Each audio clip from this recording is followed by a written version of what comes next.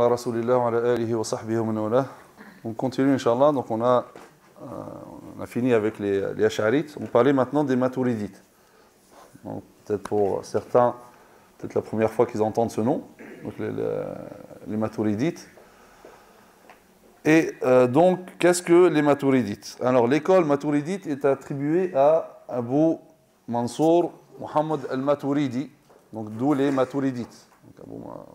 Donc Abu Mansour Muhammad al-Maturidi, donc qui est né en l'an 259 de l'Hégire.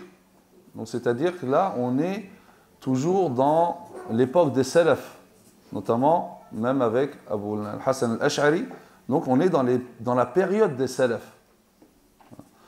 Et al-Maturidi également. Bon, c'est ça, cette donnée est très importante pour certains qui veulent exclure les Maturidites et les Ash'arites, dire attendez, on est quand même pendant l'époque des Salaf.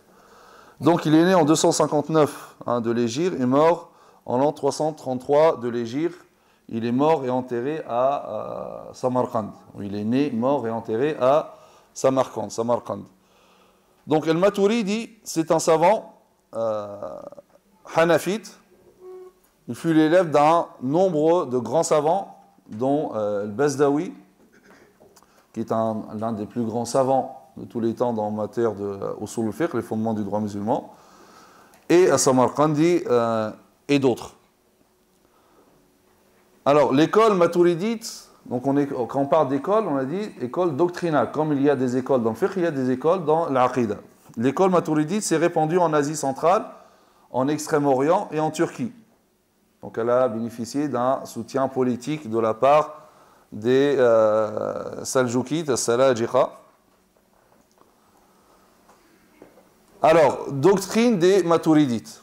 Donc, avec l'imam al-Ash'ari, al-Maturidi est considéré comme un fondateur de ce qu'on appelle l'ilm al-kalam. Donc on a parlé tout à l'heure. Donc la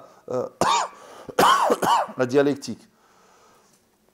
Les spécialistes affirment que Al-Maturidi rejoint l'imam Al-Ash'ari dans beaucoup de ses positions, au point de dire qu'il ne l'a contredit que sur 13 questions, dont 7 relevant d'une divergence terminologique, c'est-à-dire qu'il n'y a pas réellement de divergence, c'est uniquement par rapport aux termes utilisés. Donc il n'y a pas beaucoup de divergence entre les deux. En réalité, Al-Maturidi est pour le monde non arabe, monde musulman non arabe, ce qu'est l'imam al-Ash'ari pour le monde musulman, donc du côté arabe. Sauf que le Maturidi, lui, il était de l'autre côté, donc c'est un contemporain, donc ils se sont rejoints, et ça encore, le fait qu'ils se sont rejoints dans beaucoup de choses, dans la plupart de leurs avis, confirme le fait que leur doctrine, c'est la doctrine de Ahl Sunnah wal Jama'a. Sinon, il y aurait eu trop de divergences entre les deux. Mais le fait que les deux, qui ne se sont même pas vus, et donc qui ont eu des maîtres différents, donc parviennent à une doctrine qui, ou bien leurs deux doctrines, il y a beaucoup de points communs entre les deux, c'est-à-dire que ça représente Ahl Sunnah wal Jama'a, et c'était la doctrine donc de l'orthodoxie sunnite. Alors, les principales idées de Maturidi,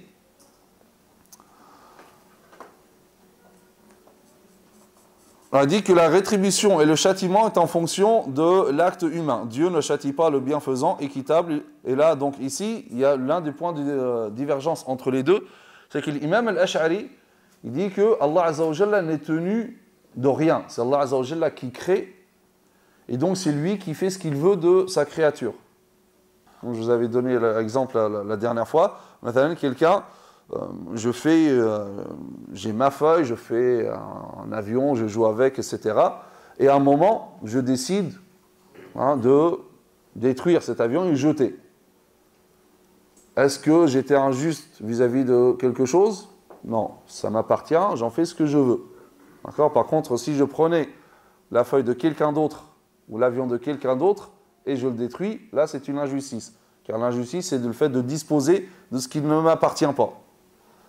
Or là, est-ce qu'Allah Azza wa Jalla, dans ce sens, il peut être injuste? Non, parce que tout appartient à Allah Azza wa Jalla. Donc c'est lui qui a créé l'univers et toute chose dans l'univers lui appartient. Donc il en est le maître. Donc quel que soit ce qu'il va faire de cette chose, en aucun cas il peut être injuste. Parce que c'est sa création. De même que je n'étais pas injuste vis-à-vis de ce que j'ai fabriqué.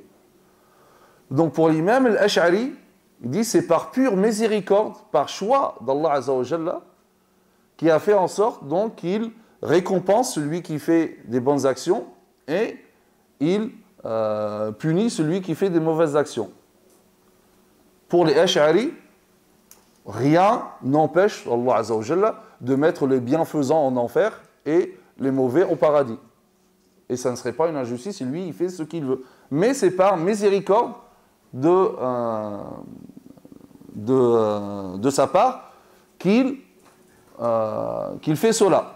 Alors que pour les maturidites, ils disent non, Allah, la rétribution et le châtiment est en fonction de l'être humain. Dieu ne châtie pas le bienfaisant équitable. Donc il se l'impose. Alors que les Ash'ari disent non, c'est par simple choix, par miséricorde. On peut concevoir, en fait tout cela c'est de domaine un petit peu intellectuel, philosophique. Parce que le résultat finalement est le même, bien que beaucoup d'Ash'arites après ils reviennent aussi à l'avis de Maturidi. Donc il dit, il serait convenable que Dieu puisse châtier le bienfaisant équitable. Dieu n'est tenu à rien, c'est par pure miséricorde qu'il ne veut pas. Selon les Maturidites, la foi, l'iman, se compose de deux piliers, la parole et la croyance. La foi consiste donc à croire avec le cœur et à formuler cette croyance verbalement. Donc pour eux, l'action, c'est une exigence de la foi et non pas un pilier. Et en réalité, cette conception, elle est, si on veut dire, plus logique. Pourquoi? Parce que tous, maintenant quelqu'un qui ne pratique pas, qui ne prie pas, la salat, mais en reconnaissant son caractère obligatoire. Pour la majorité, y compris les Ash'arites, même les Maturidites, il n'est pas considéré comme un croyant sortant de l'islam. Mais le fait de dire ça, ça correspond plus à l'analyse des Maturidites, parce qu'ils ne font pas de l'action un pilier. Ils disent c'est une exigence, c'est une obligation, mais c'est une implication de la foi, une exigence de la foi, mais pas un pilier. Parce que si c'était un pilier, ils disent, celui qui ne prie pas même en reconnaissant le caractère obligatoire, il serait hors du cercle de la foi. Donc finalement, ici, la logique des Maturidites est plus logique. Mais, comme je dis, ici, c'est plus terminologique parce que la conséquence, c'est la même. C'est que l'action est quand même obligatoire pour les deux. Selon les Maturidites, la masculinité constitue une condition de la prophétie, contrairement aux Ash'arites, qui ne l'exigent pas. Là, il y a une divergence par rapport à la notion de prophète. Est-ce qu'une femme peut être prophète? Prophétesse. Donc pour les Maturidites, ils exigent la masculinité. Là, ce n'est pas par discrimination, mais ils disent que selon le contexte, à une époque, dans l'année 500 et quelques, il y a eu un concile à Mâcon, et la question qu'allaient étudier les doctes donc, chrétiens, c'est est-ce que la femme avait une âme ou pas? Donc, alors imaginez qu'un prophète soit femme. Parce que le but d'un prophète, c'est de transmettre le message. Donc, la femme n'était pas considérée dans certaines civilisations. Donc, c'était comme les meubles, on l'héritait comme on héritait les biens. Donc, c'est dans ce sens que les Maturidites disent qu'une femme ne pouvait pas être prophète parce que l'exigence de cette mission veut que ce soit un homme, et même en étant homme, et il ne se faisait pas entendre.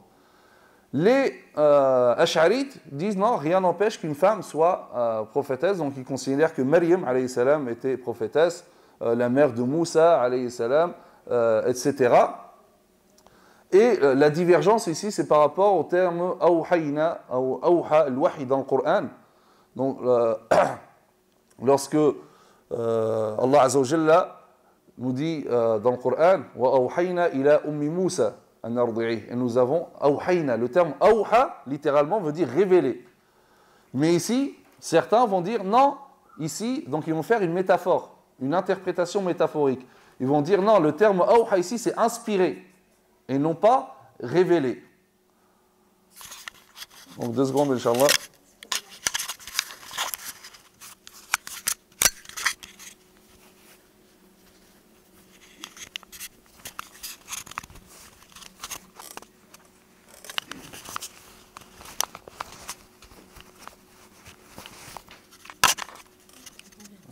Merci beaucoup. Merci. Donc, donc certains vont dire, non, là il s'agit d'inspirer, c'est comme lorsqu'Allah Azza wa Jalla parle de Nahl, les abeilles, donc il parle de révélation pour les abeilles. Donc forcément, si c'est awha pour les abeilles, c'est forcément une inspiration et non pas révélation. Mais les Ash'arites vont répondre, et notamment il y a Ibn Hazm ici avec eux, ils disent non, la métaphore, on l'emploie lorsqu'il y a besoin. Pour les abeilles, forcément, awha ne peut dire que inspirer. Par contre, pour la mère de Moussa alayhi salam, qu'est-ce qui l'empêche? Rien. Donc on laisse le mot au sens littéral, donc c'est awha. Donc, et dès qu'un ange s'adresse à un être humain, c'est que c'est un prophète. L'ange Gabriel s'est adressé à Maryam, donc elle est prophétesse. Donc voilà une divergence entre les Ash'arites et les Maturidites, mais comme je dis, donc c'est dans une question subsidiaire et non pas un fondement. Donc les Maturidites partagent avec les Ash'arites la théorie de l'kasb. Vous vous rappelez le kasb, l'acte humain, est-ce que la création de Dieu ou de l'être humain? Donc comme les Ash'arites, donc c'est-à-dire que c'est la majorité qui dit ça, c'est que l'acte humain, c'est une création de Dieu, mais il est acquis par l'homme, et donc il sera jugé selon son intention et sa motivation. Concernant la notion du bien et du mal, la raison humaine est-elle capable de connaître le bien et le mal sans se référer au texte? Les savants se sont posé cette question-là. Pourquoi? Pour dire que, par exemple, des endroits où il n'y a pas eu la révélation, comment ils seront jugés? Est-ce qu'ils ne seront pas jugés du tout? Ou ils seront jugés selon leur raison, qui va leur dicter le bien ou le mal.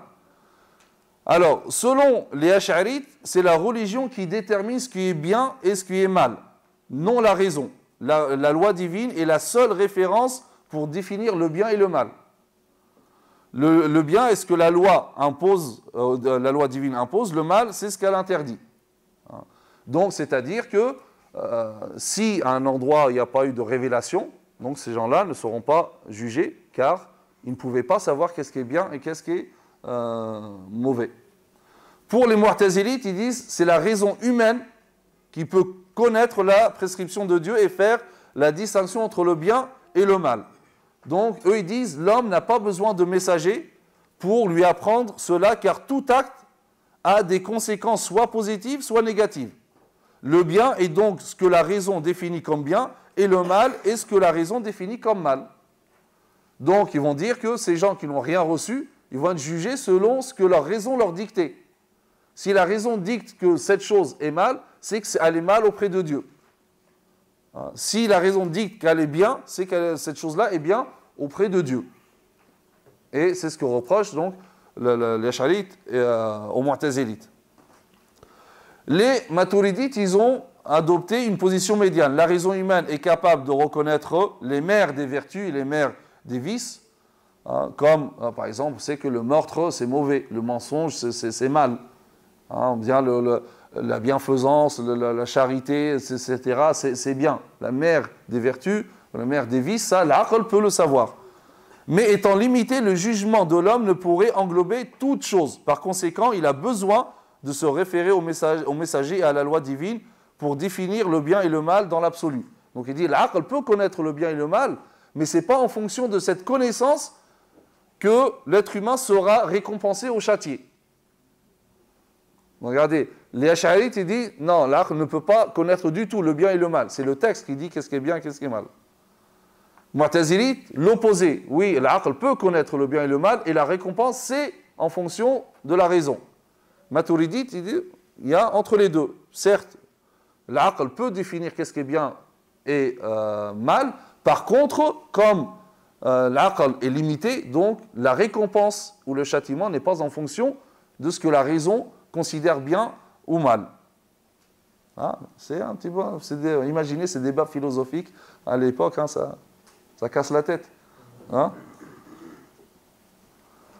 Les Maturidites partagent l'avis des Ash'arites concernant la question de la création de le Coran, donc on a dit tout à l'heure.